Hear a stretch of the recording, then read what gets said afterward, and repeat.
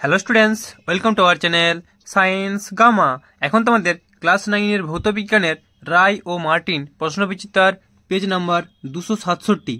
এখানে তোমাদের যে কালনা অম্বিকা মহিষমর্দিনী হাই স্কুল দেওয়া হয়েছে, এই পেজটা তোমাদের সমস্ত শর্ট কোয়েশ্চেন এবং যে সমস্ত গাণিতিক প্রবলেমগুলো আছে তার উত্তরগুলো এই ভিডিওটিতে দেবো। তো তোমরা চ্যানেলটিতে নতুন হয়ে থাকলে এই ধরনের ভিডিওগুলি পাওয়ার জন্য তোমরা অবশ্যই চ্যানেলটিকে সাবস্ক্রাইব করো।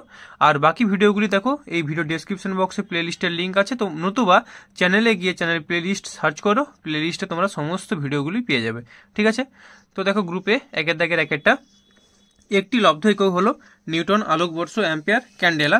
তো লব্ধ একক হচ্ছে এখানে নিউটন।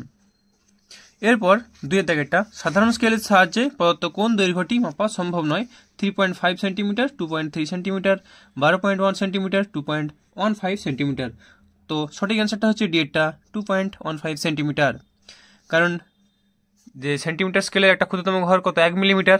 1 মিলিমিটারকেও আবার কিন্তু ক্ষুদ্রতম এককে ভাঙা যায় না, তাই এটা হবে অ্যান্সার।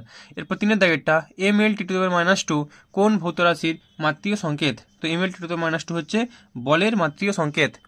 এরপর চারেরটা রকেটের গতি যে সংরক্ষণ নীতির ওপর প্রতিষ্ঠিত তা হলো রৈখিক ভরবেগের সংরক্ষণ সূত্র, অর্থাৎ বিয়েরটা হচ্ছে সঠিক অ্যান্সার। এরপর পাঁচের দাগেরটা কত বল প্রয়োগ করলে 3 কেজি ভরের কোনো বস্তুর ত্বরণ 2 মিটার/সেকেন্ড স্কোয়ার হবে?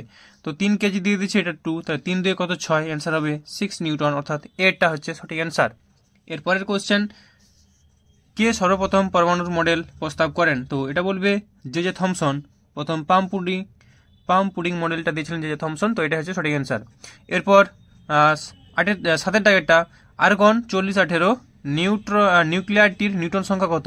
তো নিউক্লিয়ারটির নিউটন সংখ্যা হচ্ছে 40-18 করবো, তো 40-18 করলে পাবো 22, তার মানে বিয়েটা হচ্ছে সঠিক অ্যান্সার। এরপর আটের দাগেরটা পরমাণুর এম কক্ষে সর্বাধিক ইলেকট্রন থাকতে পারে কত? তো KLM ফর্মুলা কি? 2n²। এন এর মান কত? এন এর মান হচ্ছে 3 নম্বরে হচ্ছে এম আছে, তাহলে এন এর মান 3 হলে 3² করলে কত? 3 3 9, 9 2 18, সঠিক অ্যান্সার হবে সিয়েরটা। এরপর চলে আসো গ্রুপ বি, 2 দাগের একটা অ্যাম্পিয়ার কোন ভৌত রাশির একক? তো অ্যাম্পিয়ার হচ্ছে তড়িৎ প্রবাহমাত্রার একক। তো ভৌত রাশিটার নাম তড়িৎ প্রবাহমাত্রা।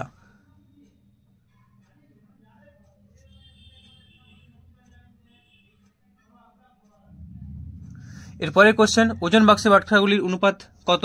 তো 5:2:2:2:1। এরপর বল, ভর ও ত্বরণের মধ্যে সম্পর্কটি লিখো। তো বল সমান ভর গুণিত ত্বরণ, মানে F সমান ma। বল সমান ভর গুণিত ত্বরণ। এরপরে কোশ্চেন, চলন্ত বাস হঠাৎ থেমে গেলে যাত্রীরা গতিজাড্যের জন্য কোন দিকে হেলে পড়ে? তো গতিজাড্যের জন্য এগান দিকে হেলে পড়ে।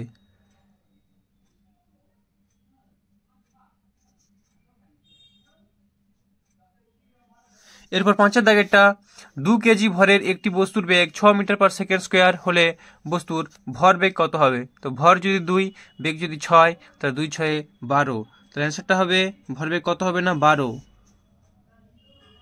এককটা কি? KG metre per second.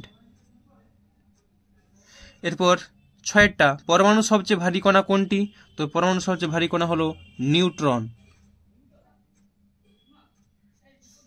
এরপর সাতের দাগেরটা ক্যালসিয়ামের পারমাণবিক সংখ্যা 20, Ca2+ আয়নে ইলেকট্রন সংখ্যা কত? তো দেখো ক্যালসিয়াম হচ্ছে 20, Ca2+ মানে 2টো ইলেকট্রন বর্জন করেছে, তাহলে 20 - 2 করলে কত পাবো আমরা? 18, তার মানে ইলেকট্রন সংখ্যা হবে 18। তাহলে 20 - 2 = 18, তো অ্যান্সারটা হবে 18। এরপর গ্রুপ সি, কি অঙ্ক আছে দেখে নাও। চলো গ্রুপ সি 3-এর দাগের একটা কি বলছে দেখো, একটি পাথরখণ্ডের ঘনত্ব 2.8 গ্রাম/সেমি কিউব এবং ভর 140 গ্রাম হলে পাথরের আয়তন কত হবে? তো অ্যান্সারটা দেখে নাও।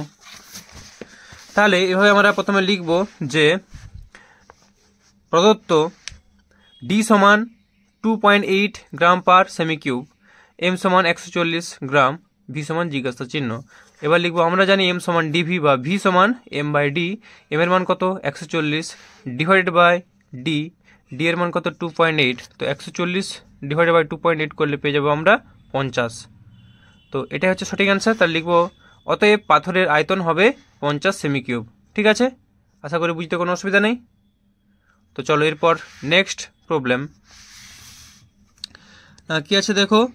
এরপর 3-এর দাগে 2-এরটা মলাট বাদে একটি বইয়ের পাতাগুলির মোট বেদ হচ্ছে 1 সেন্টিমিটার এবং পৃষ্ঠা সংখ্যা 160 হলে প্রতিটি পাতার বেদ কত?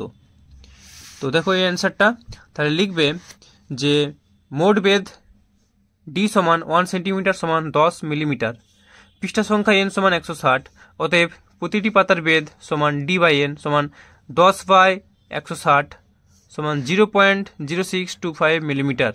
এটি হচ্ছে অ্যান্সার। ঠিক আছে, তো চলো এরপরের কোশ্চেন কি আছে। এরপরে দেখো 3-এর দাগের 3-এ একটা অঙ্ক আছে।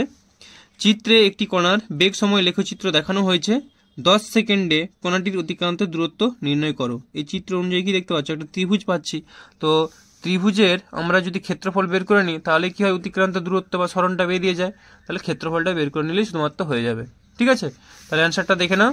তাহলে এইভাবে দেখো ত্রিভুজটা দেখতে পাচ্ছ, এঁকে লিখবে, দিয়ে লিখবে 10 সেকেন্ডে কণাটির অতিক্রান্ত দূরত্ব সমান হাফ গুণিত ভূমি গুণিত উচ্চতা, তাহলে হাফ গুণিত 10, তাহলে এইখান থেকে এখানে কত সময়টা 10 সেকেন্ড, 10 গুণিত উচ্চতায় কত আছে 6 মিটার পার সেকেন্ড, তো 6, তাহলে হাফ গুণিত 10 গুণিত 6 করলে পেয়ে যাচ্ছি আমরা, তাহলে 2 5 10, 5 6 30, তার মানে 30 মিটার। এটাই হচ্ছে অ্যান্সার।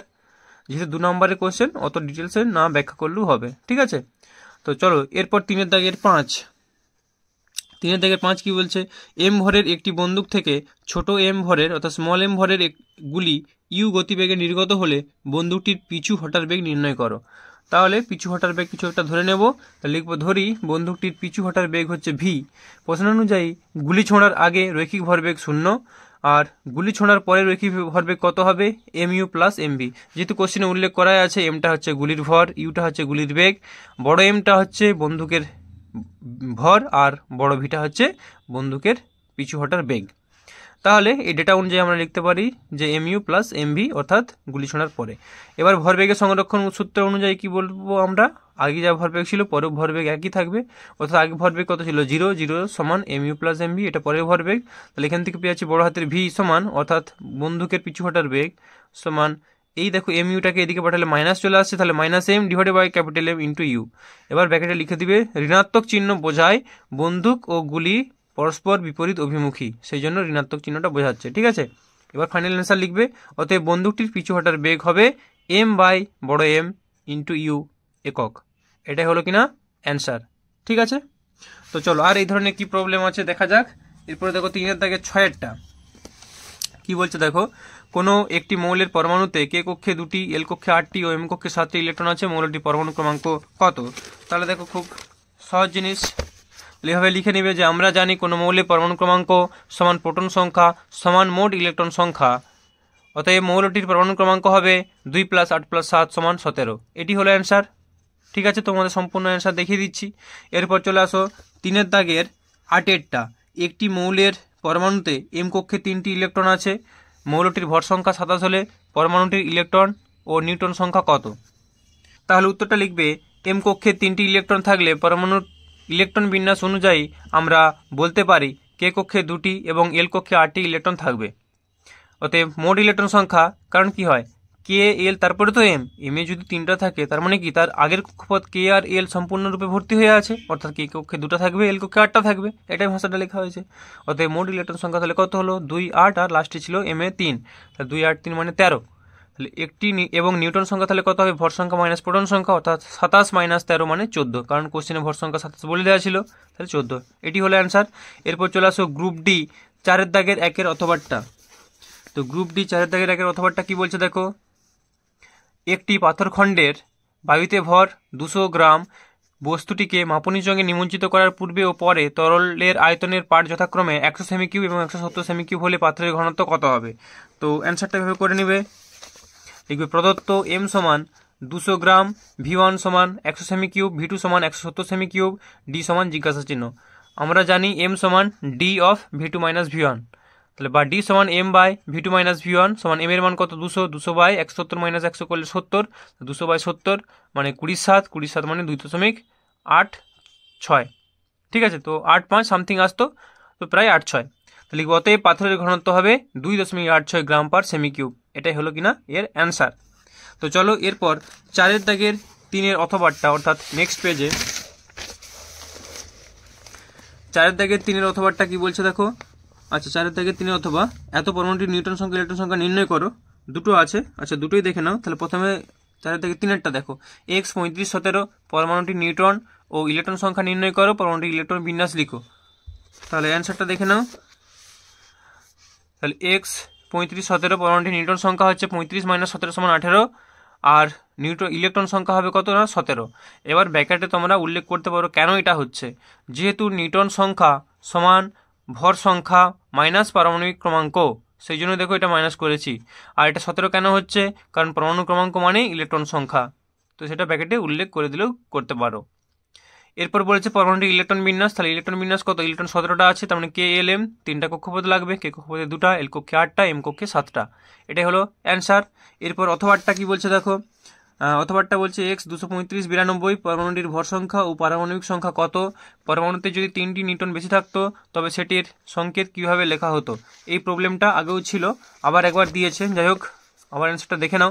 তাহলে x 235 92 পরমাণুটির ভর সংখ্যা হবে 235, পারমাণবিক সংখ্যা হবে 92। এবার বলছে পরমাণুতে যদি 3টি নিউটন বেশি থাকতো তাহলে ভর সংখ্যা 3 একক বেড়ে যেত। 3 একক বেড়ে যেত এবং একবারে লিখে দিয়েছে 3 একক বেড়ে হতো। 235 + 3 = 238 পূর্ণচ্ছেদ, এবং সেক্ষেত্রে পরমাণুটির সংকেত হতো x 238 92।